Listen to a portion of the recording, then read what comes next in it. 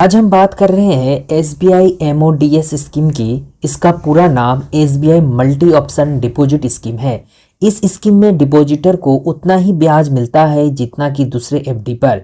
इस स्कीम का फायदा यह है कि आपका पैसा हमेशा लिक्विड रहता है, यानी आप एफडी को मैच्योरिटी से पहले कभी भी बिना पेनल्टी दिए पैसा निकाल सकते हैं। ये पैसा आप एटीएम या चेक के जरिए निकाल सकते हैं, ठीक उसी तरह जिस तरह से आप सेविंग अकाउंट के पैसा निकालते हैं। दरअसल इस एफडी स्कीम को डिपॉजिटर के सेविंग या करंट अकाउंट से लिंक रखा जाता है। ऐसे में डिपॉजिटर्स को एफडी में से जरूरत भर की रकम कभी भी एटीएम के जरिए निकालने की सुविधा मिलती है। आमतौर पर जब आप कोई एफडी तुड़वाते हैं तो उसकी पूरी रकम की निकासी करते हैं, लेकिन एसबीआई एमओडीएस में ऐसा करना जरूरी नहीं है।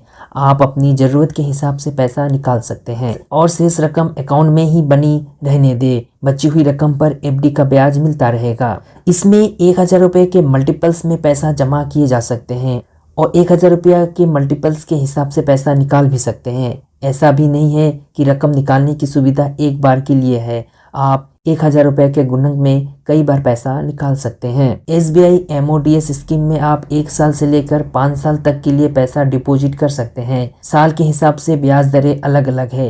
1 से 2 साल के एफडी पर 6.8%, 2 साल से 3 साल के एफडी पर 7% और 3 साल से 5 साल के एफडी पर 6.75% के हिसाब से ब्याज मिलता है। सीनियर सिटीजन को 0.50% का अतिरिक्त ब्याज मिलता है। इस स्कीम में नॉमिनेशन की फैसिलिटी भी मिलती है। आप इस अकाउंट को दूसरे ब्रांच में ट्रांसफर भी करवा सकते हैं। ध्यान रखें कि एमओडी अकाउंट से लिंक सेविंग अकाउंट में मिनिमम मंथली एवरेज बैलेंस रखना जरूरी है।